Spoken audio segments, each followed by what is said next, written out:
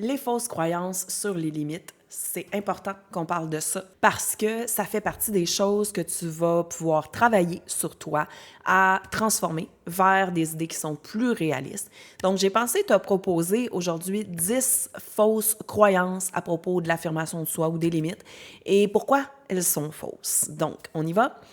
La première, c'est fixer des limites, c'est égoïste. Fixer des limites, c'est aucunement une question d'égoïsme, mais c'est plutôt, en fait, essentiel pour maintenir des relations équilibrées et pour t'assurer, parce qu'on sait maintenant dans la schémothérapie que c'est à toi de t'assurer de mettre en place des limites et de répondre à tes propres besoins affectifs, les limites étant un parmi les 7 besoins affectifs fondamentaux. Et ça va t'aider donc à avoir une relation équilibrée avec l'autre personne. Ça va permettre à chacun dans la relation de respecter ses propres besoins, désirs, valeurs, de respecter ceux des autres dans la relation. Et ça va faire en sorte que, justement, la relation soit plus saine, plus équilibrée, l'interaction soit plus respectueuse, plus équitable. La deuxième croyance, c'est dire non, ça va blesser l'autre.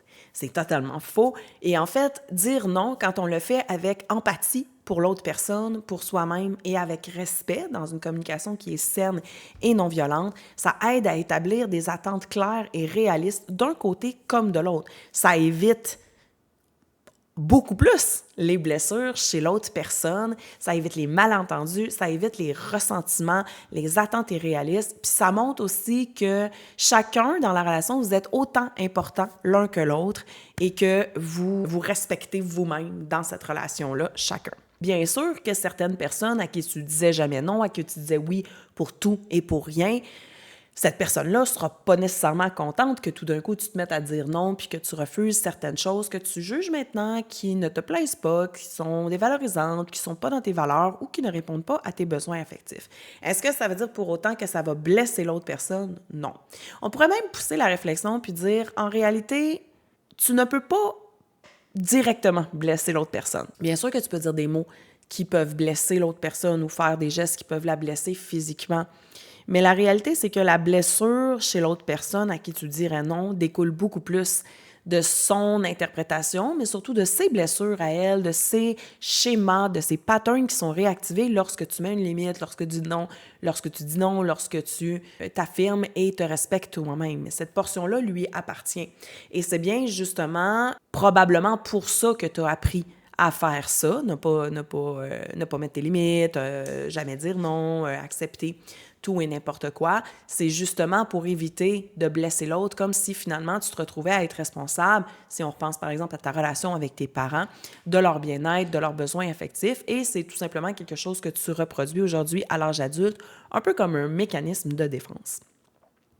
Donc, dire non, ça ne blesse pas les autres et au contraire, en fait, en mettant des limites puis en étant clair dans ta communication, il y a moins de chances que ça soit effrité, même si dire non, c'est malaisant parfois puis ça peut faire en sorte que l'autre personne soit pas contente. La troisième croyance, les autres savent naturellement où sont mes limites ou encore les autres devraient savoir ce qui est une limite normale. Donc, un peu avoir une attente et remettre entre les mains de l'autre personne le pouvoir de répondre à tes besoins affectifs. C'est pas les autres qui répondent à tes besoins, y compris tes besoins de limite. Donc, les autres, ils sont différents de toi. Souvent, les autres, ils ont des problèmes aussi avec les limites. Ils ne les ont pas apprises, ils connaissent pas les leurs ou encore ils empiètent sur ceux des autres, souvent les deux. Donc, de t'attendre à ce que l'autre sache naturellement ce que tu as besoin, ce que tu veux, ce que tu préfères, c'est quoi tes besoins affectifs en ce moment, pour respecter tes limites virtuelles que tu n'as jamais nommées, c'est impossible. Donc, le mieux, même si c'est parfois malaisant ou inconfortable, c'est de nommer clairement tes limites. Les autres peuvent pas savoir ce que tu ressens, ce que tu as besoin. Même ce qui, à toi, apparaît évident, ou même ce qui apparaît évident aux yeux de tout le monde dans une société, c'est bien correct d'éviter les malentendus, les conflits, les tensions entre vous deux en nommant tout simplement, clairement, de manière neutre et douce, quelles sont tes limites. Quatrième croyance, fixer mes limites, ça veut dire que je suis faible. Comme si, vu que tu as des limites puis que toi, tu es sensible ou que ça c'est ta limite puis que ça s'arrête là, ça veut dire que tu n'es pas un tough qui est capable de tout prendre. absolument faux, bien sûr. Les limites, c'est une force intérieure, c'est une connaissance de soi, une introspection, c'est montrer de la confiance puis de l'estime de soi, c'est montrer qu'on est capable de prendre soin de soi. Et non seulement ça démontre de la force d'être capable de le faire, mais ça montre aussi un role model aux autres. Regarde, toi aussi, tu peux prendre soin de toi comme moi je le fais et nommer tes limites clairement. 5e croyance, si j'ignore le problème, ça va s'en aller, le temps efface les choses, le temps arrange les choses, l'eau coule sous les ponts. Toutes ces fameuses expressions qui disent, dans le fond, tu sais, ton problème, dans ce cas-ci, de limite, regarde ailleurs, il va passer. C'est faux, le temps n'arrange rien, l'eau coule sous les ponts, mais ça ne change rien à nos problèmes, particulièrement en matière de limites. Ignorer des problèmes, ça les aggrave et souvent en lien avec les limites ou l'affirmation de soi, ça va nous conduire à des conflits plus graves, à une relation qui s'effrite de plus en plus, à une accumulation de ressentiments qui vont faire qu'éventuellement tu vas switcher de la sauveuse à la boulée et que ça va apporter plus de souffrance et à toi et à l'autre et à votre relation commune. Aborder les problèmes de manière proactive dès qu'ils se produisent, même si c'est des petites limites ou des petits gestes, ça permet justement d'éviter les complications futures parce que non, les problèmes ne disparaissent pas d'eux-mêmes. On pourrait même dire aussi dans certaines relations toxiques ou par exemple quand on est en relation intime avec une personne qui a des forts traits ou une personnalité narcissique, ne pas adresser le problème de limite va souvent engendrer que la situation dégénère à un point où on peut se retrouver dans une situation très grave parfois de violence ou d'abus de l'autre côté. Et donc, il vaut mieux, même si c'est malaisant ou qu'on peut avoir très peur, notamment parce que ça fait remonter des blessures de notre enfance, adresser tout de suite les limites et les mettre en place dès le départ dans toute relation et à chaque fois qu'un problème se produit. 6e croyance, les limites sont permanentes et devraient être rigides. Ben, c'est pas vrai. C'est pas vrai. Les limites peuvent évoluer en fonction des circonstances, en fonction des besoins qui changent constamment, en fonction des êtres humains qui sont là. Et être peut-être rigide ou ferme quand on applique ou quand on dit une limite, c'est bien correct, mais avoir une certaine flexibilité quand on va communiquer avec l'autre, quand on va négocier ces limites-là ou quand on va les ajuster au fur et à mesure qu'on avance, ben c'est tout à fait adéquat. Et ça, ben, dans tous les domaines de la vie ou des relations humaines, la rigidité là, qui ne bouge pas du tout, ça va souvent amener des conflits. Et une impression aussi que l'autre personne pourrait, puis ça serait la même chose de ton côté aussi, ne pas se sentir respectée. Parfois, on va mettre des limites en place avec quelqu'un qui, par exemple, on a toujours fait tout ce que la personne voulait, on dit toujours oui aux demandes de service et, par exemple, tiens, je vais mettre une situation fictive, tu es en relation avec ton ado qui te demande des livres 3 fois par jour et tu l'amènes partout, tu dis toujours oui pour ne pas lui déplaire parce que tu veux qu'il t'aime, parce que tu veux être une bonne maman, un bon papa, bon, parfait. Quand tu vas commencer à mettre en place tes limites, c'est possible que tu dises, tu sais, Julien, à partir de maintenant, je te fais plus de livres jamais la semaine. Tu vas devoir te débrouiller. Je peux t'aider en t'aidant à trouver d'autres sources pour te déplacer, mais c'est non négociable. Il n'y a plus de livres qui vont se donner la semaine maintenant. Ben, tu vas peut-être mettre, parce que là, tu as besoin de mettre un holà plus définitif, plus intense à la situation qui est en place depuis des années avec cette personne-là.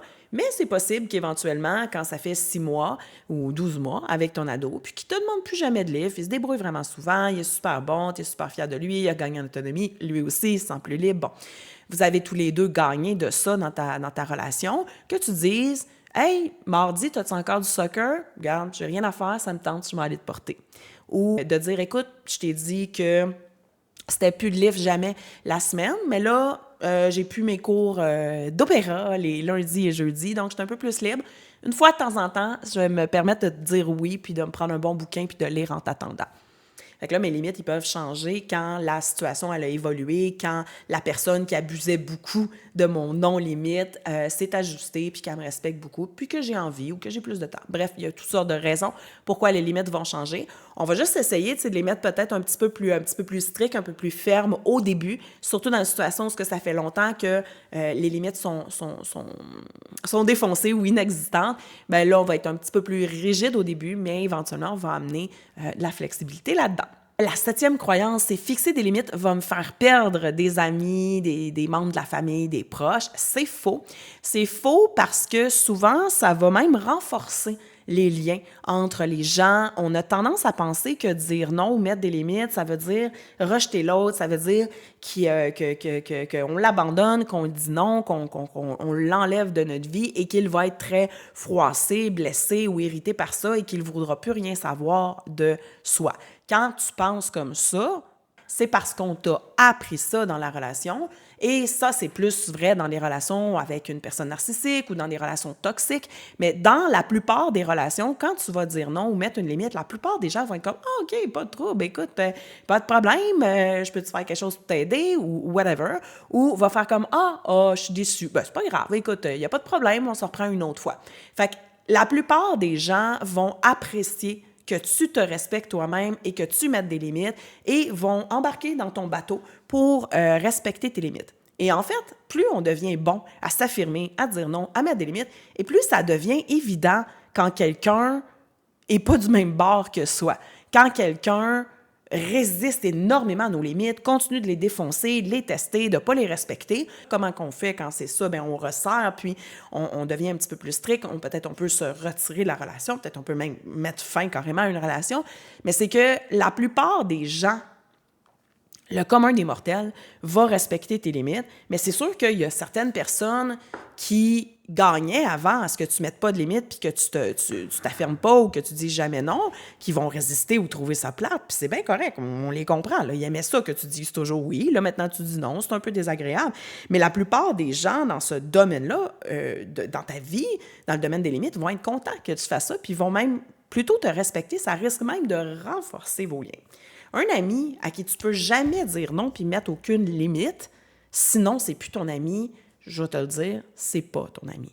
Même si cette personne-là t'aime là, puis ressent qu'elle t'aime, elle a des problèmes dans comment elle est en relation et tu ne veux pas d'un ami comme ça. Là, je te dis pas, mets fin à toutes tes relations dans lesquelles il y a des problèmes de limites, sinon on va tous se ramasser tout seul. Mais on rentre en période de laboratoire, de testing ici, et on va commencer à appliquer des limites et on va avoir un peu de réponse, OK? Donc oui, ça fait peur, je te valide, ton émotion, elle est valide, c'est pas pour rien que tu es devenu un grand sauveur, une grande soumise comme ça dans tes relations, mais c'est pas ce qu'on veut conserver comme type de relation sur le long terme. Donc, les limites ne vont pas te faire perdre la plupart de tes proches et de tes amis. Et si mettre des limites pour te respecter te fait perdre des proches, bien, c'est peut-être mieux comme ça. 8e croyance, les personnes qui m'aiment devraient tout accepter de moi. C'est pas nécessairement vrai, dans le sens de... C'est comme vrai puis faux en même temps, cette phrase-là. C'est-à-dire que un amour parfait, ça n'existe pas. Une personne qui t'aime va peut-être avoir de la difficulté à tolérer certains de tes défauts, de tes comportements ou, dans le cas qu'on parle là, des nouvelles limites que tu vas mettre en place. Mais ça ne veut pas dire qu'elle t'aime pas. Elle peut ne pas aimer ça, être froissée, comme on a parlé dans la croyance précédente, et quand même respecter ça.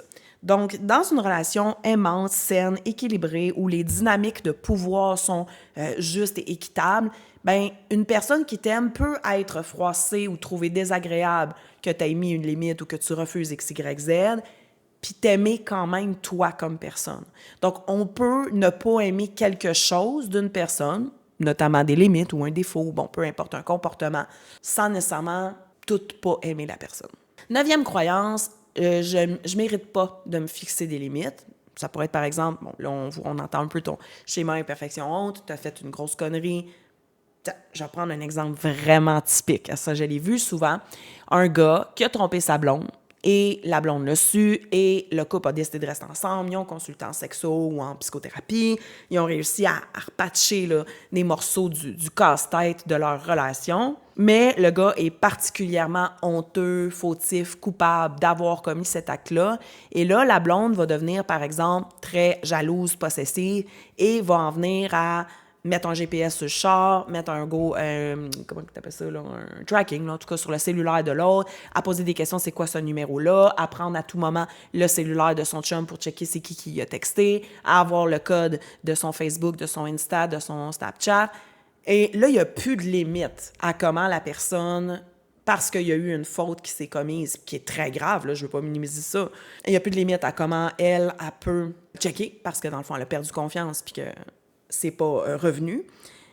Bien là, la personne va se dire « Ah ben moi, avec ce que j'ai fait, je mérite pas de me fixer des limites. » C'est faux. On l'a dit, je te l'ai répété, je vais continuer de te le répéter parce que on t'a probablement dit le contraire quand tu étais enfant. Les limites, c'est sain, c'est absolument nécessaire. Tu en as. Tu en as, là, déjà. C'est juste que probablement que tu les nommes jamais puis qu'on les dépasse constamment et que tu les connais même pas. Mais tout le monde en a, mérite d'en avoir, ça n'en prend pour des relations saines et équilibrées. Et si tu n'en mets pas, ça amène des problèmes. Tu vois un peu la situation. OK, la fille a été vraiment fortement lésée. Le gars, il a fait une grosse erreur. Mais de là à dire qu'après ça, pendant des années de temps, elle contrôle tous les médias puis tous les déplacements de son chum, ça devient abusif, ça aussi.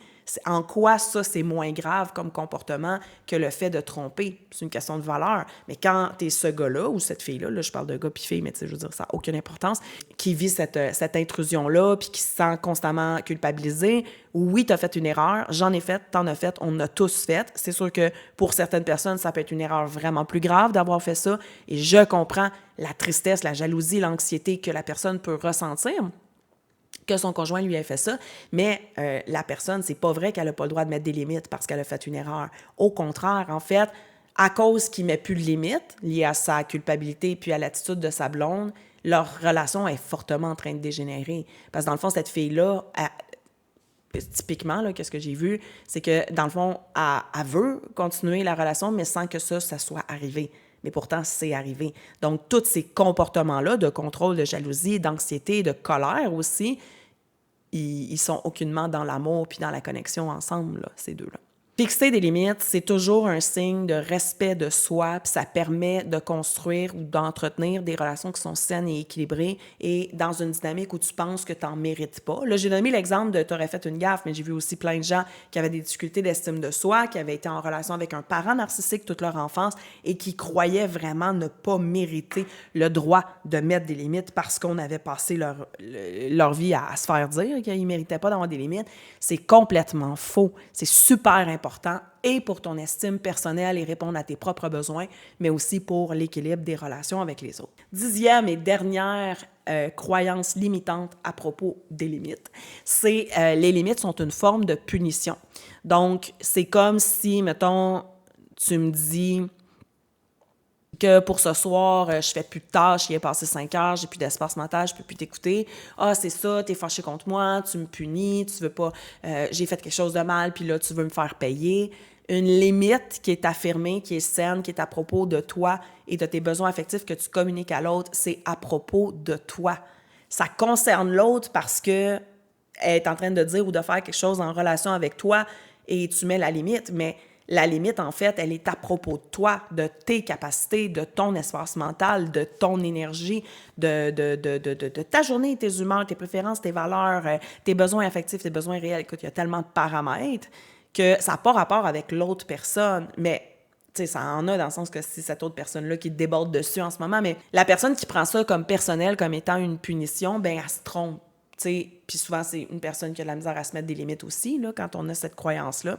Fait que c'est vraiment fait une limite pour définir des attentes claires, pour s'assurer que les interactions respectent les besoins et les valeurs de chacun. Et d'ailleurs, si je te dis « Ah non, ce soir, j'ai pas d'espace mental pour ça », ben je suis aussi en train de te respecter. Je suis loin d'être en train de te punir. Peut-être que j'accède pas instantanément à ta demande ou à ton besoin actuel, mais si tu as de quoi me raconter d'important puis que j'ai pas d'espace mental, non seulement je suis en train de me faire violence, là, d'aller comme à l'encontre de son propre consentement et de ses propres besoins affectifs, mais je suis pas en train de t'écouter avec amour, attention, avec toute ma présence attentive, puis ce que tu es en train de me raconter, ça mérite qu'on l'écoute comme ça. Fait qu'il y a vraiment une question, une notion de respect puis d'équité dans la relation, c'est loin d'être une punition.